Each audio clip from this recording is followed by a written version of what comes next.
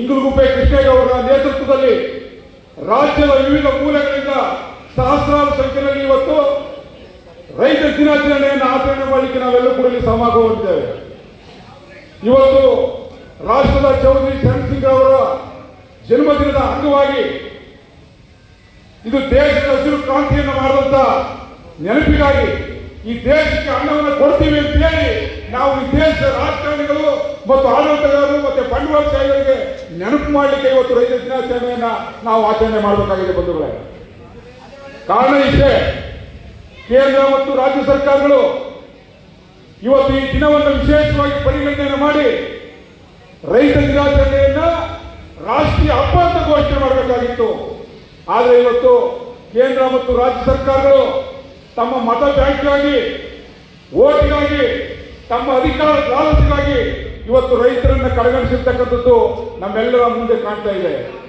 ಸಾಕಷ್ಟು ಒಂದು ನಿಮಿಷಕ್ಕೆ ಒಬ್ಬ ರೈತ ಆತ್ಮಹತ್ಯೆ ಆದಿಯನ್ನು ಇರ್ತಕ್ಕಂಥ ಪರಿಸ್ಥಿತಿ ನಿರ್ಮಾಣ ಆಗ್ತಾ ಇದೆ ಬಂಧುಗಳೇ. ಇವತ್ತು ಆತ್ಮಹತ್ಯೆ ಯಾಕಾಗ್ತಾ ಇದೆ? ಸರ್ಕಾರದ ನೀತಿ ನಿಯಮಗಳು, ಕಾರ್ಯ ಚಟುವಟಿಕೆಗಳು ರೈತರನ್ನ ಒಟ್ಟುಗೂಡಿಸಿ ರೈತರನ್ನ ಜೊತೆಗೆ ತೆಗೆದುಕೊಂಡು ಹೋಗ್ತಕ್ಕಂಥ ಕೆಲಸವನ್ನು ಇವತ್ತು ಸರ್ಕಾರಗಳು ಮಾಡ್ತಾ ಇಲ್ಲ. ಒಂದ್ ಕಡೆ ಹೇಳ್ತಾ ಇದೆ, ಕೇಂದ್ರ ಸರ್ಕಾರ ಹೇಳ್ತದೆ ರಾಷ್ಟ್ರದಲ್ಲಿ ಈ ದೇಶದ ಬೆನ್ನೆಲುಬಾಗಿರ್ತಕ್ಕಂಥ ಕೃಷಿಗೆ ಸಾಕಷ್ಟು ಹಣವನ್ನು ಕೊಡ್ತೀವಿ ಅಂತ ಹೇಳ್ತಾರೆ. ಮತ್ತೊಂದು ಕಡೆ ಹೇಳ್ತಾರೆ ರೈತರ ಸಾಲ ಮನ್ನಾ ಮಾಡ್ಲಿಕ್ಕೆ ಆಗಲ್ಲ ಅಂತ ಹೇಳ್ತಾರೆ. ನಾವು ಹೇಳ್ತಾ ಇರ್ತಕ್ಕಂಥದ್ದು ಈ ರಾಷ್ಟ್ರ ಕಂಡಂತ ರೈತ, ನಾವ್ಯಾರು ಭಿಕ್ಷೆ ಕೇಳ್ತಾ ಇಲ್ಲ ಸರ್ಕಾರಗಳನ್ನ, ಸಂಪೂರ್ಣ ಕೃಷಿಯ ಸಾಲ ಮನ್ನಾ ಮಾಡಬೇಕು ಅಂತೇಳಿ ಸರ್ಕಾರವನ್ನು ಒತ್ತಾಯ ಮಾಡ್ತಾ ಇದ್ದೇವೆ.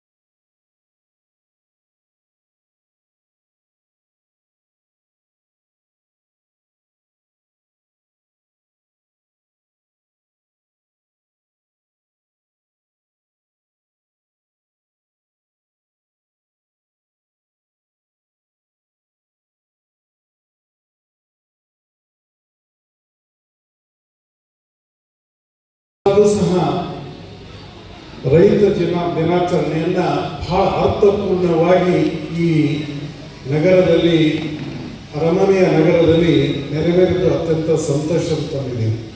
ಯಾವುದೇ ರಾಜಕೀಯ ಆಶ್ರಯ ಇಲ್ಲದೆ ಸ್ವಯಂ ಪ್ರೇರಿತವಾಗಿ ಆಚರಣೆ ಮಾಡ್ತಕ್ಕಂಥ ಒಂದು ಆಚರಣೆ ಅಂತಂದ್ರೆ ಇಲ್ಲಿ ನಡೆದಿರ್ತಕ್ಕಂಥ ಈ ರೈತ ದಿನಾಚರಣೆ ಅನ್ನೋದು ನಾವೆಲ್ಲ ಖುಷಿಯಿಂದ ಪಡಬೇಕು.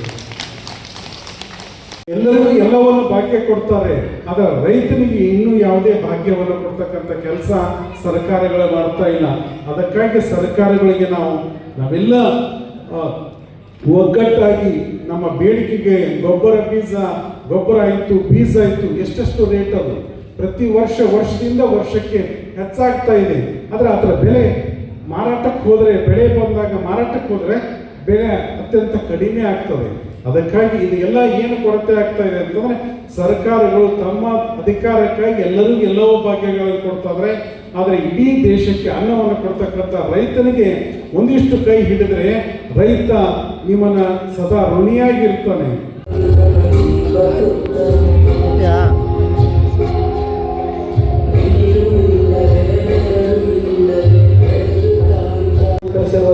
ಮನೋಹರ್ ಅವರಿಗೆ ನಮ್ಮ ರೈತ ಬಣ ಹಾಗೂ ರೈತ ಒಕ್ಕೂಟಗಳಿಂದ ತುಂಬ ಹೃದಯದ ಅಭಿನಂದನೆಗಳನ್ನು ಸಲ್ಲಿಸ್ತಾ ಇದ್ದೇವೆ.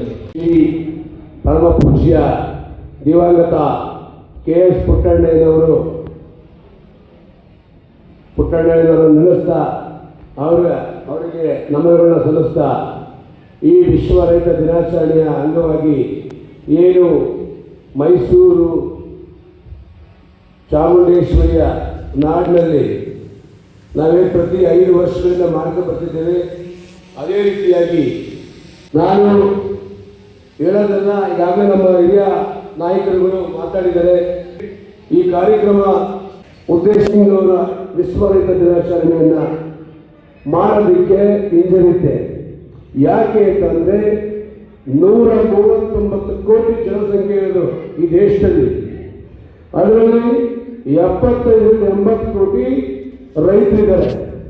ಇನ್ನಿದ್ದವರು ಕಾರ್ಪೊರೇಟ್ ಕಂಪನಿಗಳು ಮತ್ತೆ ಅವ್ರದಂತ ಅಧಿಕಾರಿ ವರ್ಗದವರು ಮತ್ತೆ ಬಿಸ್ನೆಸ್ ಮ್ಯಾನ್ಗಳು ಇರ್ಬೋದು. ಕಾರ್ಪೊರೇಟ್ ಕಂಪನಿಗಳು ಎಲ್ಲ ಒಂದೇ. ಆದರೆ ದೇಶದಲ್ಲಿ 80% ರೈತಿದ್ದೀರಿ. 80% ರೈತರು ಒಂದಕ್ಕೆ ಸೇರ್ಕೊಂಡ್ರೆ ಈ ಸರ್ಕಾರಗಳಿಗೆ ಉಳಿವಿಲ್ಲ ಅಂತೇಳಿ ಈ ಕೇಂದ್ರ ಸರ್ಕಾರ ಮತ್ತು ರಾಜ್ಯ ಸರ್ಕಾರ ವಿಶ್ವ ರೈತ ದಿನಾಚರಣೆಯನ್ನ ಸರ್ಕಾರಿ ಕಾರ್ಯಕ್ರಮವಾಗಿ ಆಚರಿಸೋದಕ್ಕೆ ಯೋಗ್ಯತೆ ಇಲ್ಲ ಅಂತ ಇನ್ನೂರು ಎಚ್ಚರಿಸಿಕೊಂಡು ರೈತರಿಗೆ ಗೌರವ ಕೊಟ್ಕೊಂಡು ನೀವು ಕೊಡೋದ್ರಿಂದ ಆಗೋದಿಲ್ಲ ಬಿಡಿ. ನಾವು ರೈತರ ಸಾಲ ಸಂಪೂರ್ಣ ಮನ್ನಾ ಮಾಡಿ ಕೇಳ್ತಾ ಇದ್ದೀವಿ. ಈ ಸರ್ಕಾರ ಬಂದಾಗಿದ್ರು ಅವ್ರು ಮಾಡೋಕ್ಕಿಲ್ಲ, ನಾವು ಬಿಡೋಕ್ಕಿಲ್ಲ, ಅವ್ರು ಮಾಡೋಕ್ಕಿಲ್ಲ. ನಾನು ಮುಖ್ಯಮಂತ್ರಿ ಆಗಬೇಕು, ನಾನು ಮುಖ್ಯಮಂತ್ರಿ ಆಗಬೇಕು ಅಷ್ಟು ಬಿಟ್ರೆ ರೈತರ ಕಥೆ ಏನಾಯ್ತು ಅಂದ್ರೆ